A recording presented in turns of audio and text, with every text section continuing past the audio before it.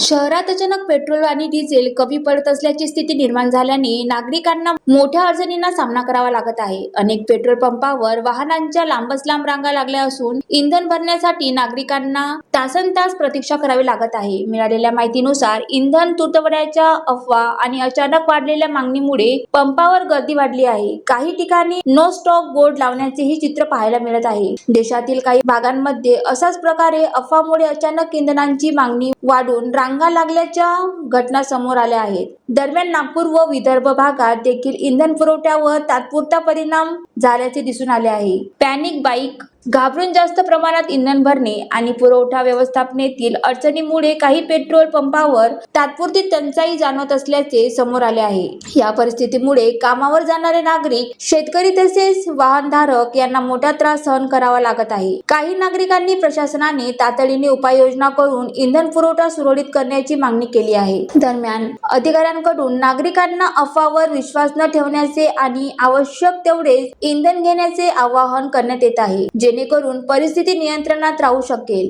ज्वालादीप news करिता रुपाली खडसे, मूर्तिजापूर.